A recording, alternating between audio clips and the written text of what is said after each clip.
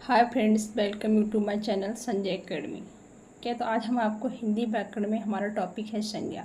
तो उसी के बारे में आज हम आपको बताएंगे कि संज्ञा की परिभाषा क्या है, संज्ञा किसे कहते हैं, संज्ञा के भेद कितने होते हैं। तो आइए आज आपको विस्तार के संज्ञा के भेदों के बारे में हम आपको बताएंगे। संज्ञा के 5 भेद होते हैं के बारे में आज हम आपको बताएंगे, कृपया ध्यान से सुनिएगा। तो आइए हम जानते हैं संज्ञा के बारे में, संज्ञा की परिभाषा क्या है। तो सुनिए ध्यान से। जिन विकारी शब्दों से किसी ऐसे व्यक्ति, स्थान, प्राणी, गुण, भाव आदि का बोध होता है उसे संज्ञा कहते हैं। ये सिंपल सी बात है, इसमें कृपया ध्यान दीजिएगा कि जिन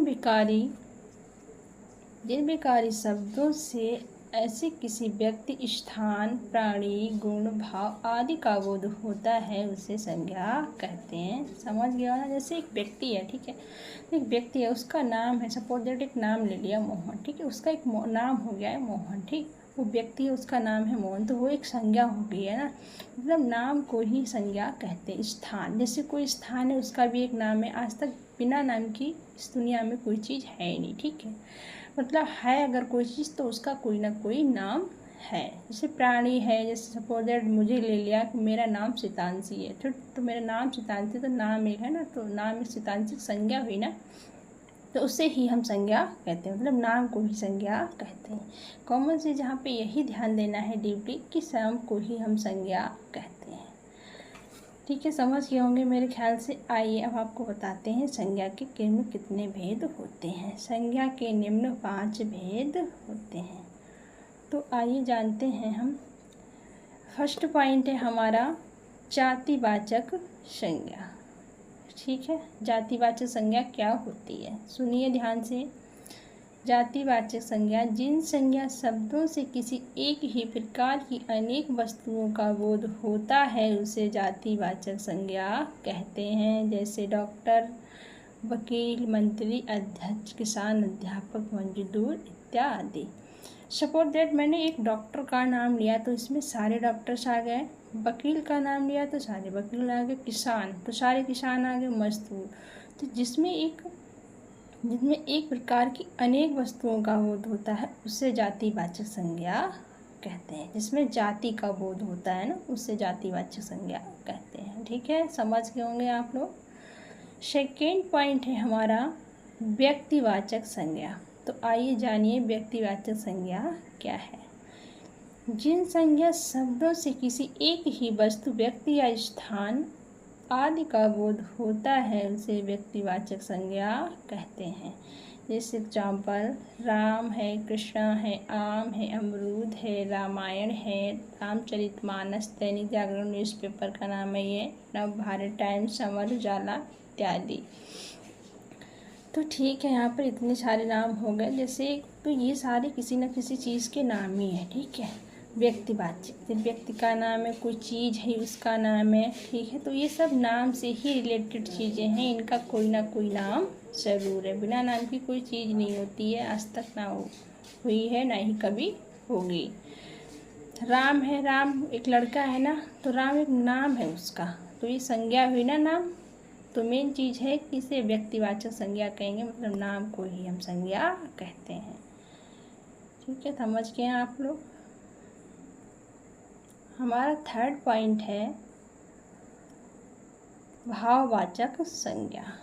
ठीक है, आइए जानते हैं भाववाचक संज्ञा क्या है।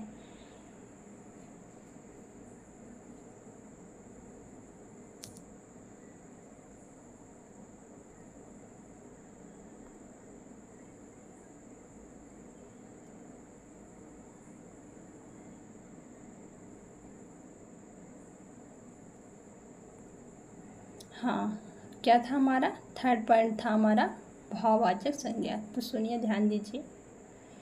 जिन संज्ञा शब्दों से किसी वस्तु के गुण दशा का बोध होता है उसे भाववाचक संज्ञा कहते हैं।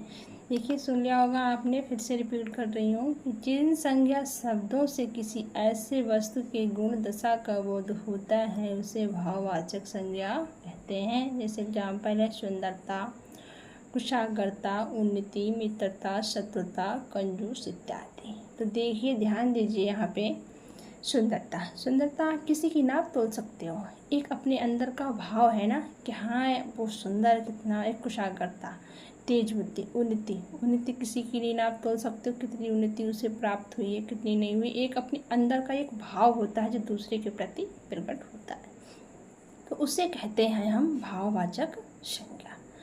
ठीक है, हमारा 4th पॉइंट है समूहवाचक संज्ञा। समूहवाचक संज्ञा आप लोग समझते होंगे, समूह का मतलब क्या होता है, समूहवाचक संज्ञा किसे कहते हैं। तो सुनिए, जिन संज्ञा शब्दों से एक ही जाति की वस्तुओं के समूह का बोध होता है उसे समूहवाचक संज्ञा कहते हैं। एग्जाम्पल है जैसे कक्षा, सेना, समूह, संघ, टुकड़ी, गिरोह और दल इत्यादि।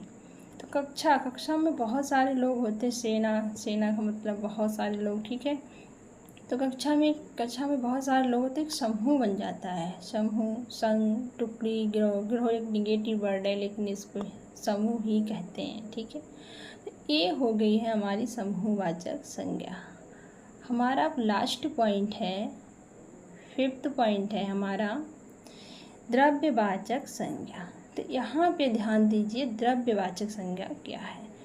जिन संज्ञा शब्दों से किसी ऐसे पदार्थ या द्रव्य का बोध होता है जिन्हें हम नाप तौल सकते, यहाँ पे डीपली ध्यान दीजिए, जिन्हें हम नाप तौल सकते हैं लेकिन गिन नहीं सकते हैं, उससे द्रव्यवाचक संज्ञा कहते। एग्जाम्पल है जैसे सोना है, चांदी है, लोहा है, तांबा है, पीतल है, दूध, दही, घी, तेल, पानी आदि। तो ध्यान दीजिए यहाँ पे जो सोना है, सोना आप नाप तो सकते हो लेकिन गिन नहीं सकते हो। चांदी है, लोहा है, तांबा, पीतल, इन सब चीज़ों को आप नाप तोल सकते हो लेकिन गिन नहीं सकते हो, ये द्रव्यवाचक संज्ञा में आते हैं। तो ये होगी हमारी द्रव्यवाचक संज्ञा। तो यहाँ पे हमारे संज्ञा के 500 भेद कंप्लीट हुए। अब हम आगे क्लास में आपको 2 क्वेश्चन कराऊंगी, कृपया आप उनके आंसर दीजिएगा कमेंट बॉक्स में, हम आपको बताएंगे। तो चलिए आगे चलते हैं अपने लोग। क्या क्वेश्चन है हमारे, दीजिए कृपया ध्यान दीजिए। तो आइए, फर्स्ट क्वेश्चन है हमारा, निम्नलिखित में से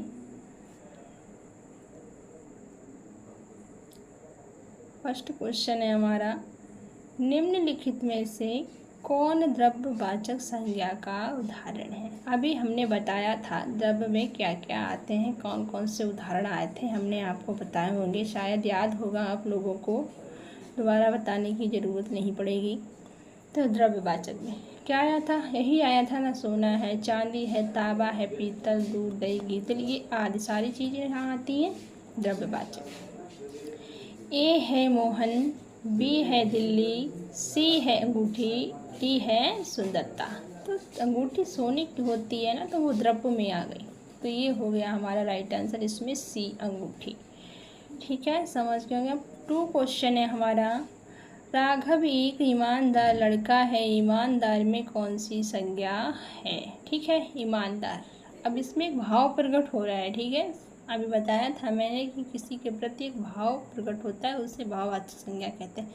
जैसे राघव एक ईमानदार लड़का, एक भाव है अपने मन का, लेकिन उसका ईमानदारी उसकी देख नहीं सकते, कोई नाप तोल नहीं सकते ईमानदारी को, सिर्फ एक अपने मन का भाव होता है। ठीक है, तो हम आपको ऑप्शन बता रहे, ए है समूहवाचक संज्ञा, बी है व्यक्तिवाचक संज्ञा, सी है भाववाचक संज्ञा, डी है जातिवाचक संज्ञा।